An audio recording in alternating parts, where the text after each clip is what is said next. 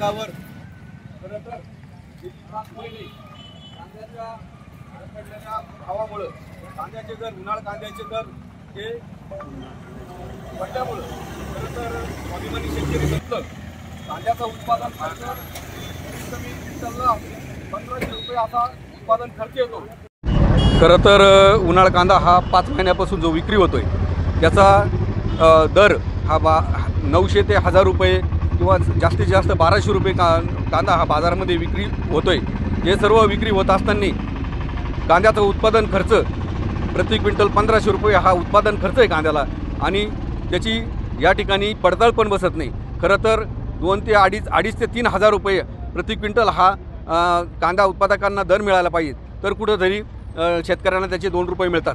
हे सर्व करत असताना आज केंद्र व राज्य सरकारने नाफेड आणि NCCF या संस्थेमार्फत कांदा जो खरेदी केला आहे तो पण आज कुठंतरी बाजारामध्ये विक्रीसाठी येऊ राहिला आणि तो विक्रीसाठी येत असताना आज दसरा बी संपला, आज 5 महिनेही झाले तरी शेतकऱ्याचा कांदा हा मोठ्या प्रमाणात खराब होऊ राहिला। या अनुषंगाने जो नाफेड आणि NCCFचा कांदा आहे, जोपर्यंत शेतकऱ्यांचा कांदा विक्री होत नाही तोपर्यंत नाफेड आणि NCCFनी हा कांदा बाहेर विक्रीसाठी काढू नये।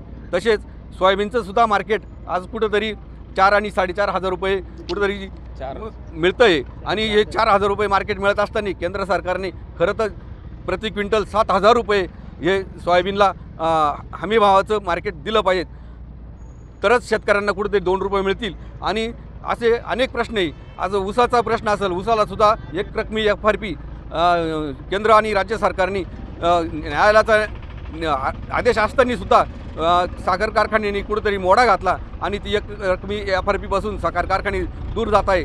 तर स्वाभिमानी शेतकरी संघटनेची मागणी आहे ऊस उत्पादकांना एक रकमी FRP द्यावा आणि निश्चितच सर्व ऊस उत्पादकांना, कांदा उत्पादकांना, सोयाबीन उत्पादकांना राज्य व केंद्र सरकारने न्याय द्यावा, या ठिकाणी मी स्वाभिमानी शेतकरी संघटनेच्या वतीने नमूद करतो।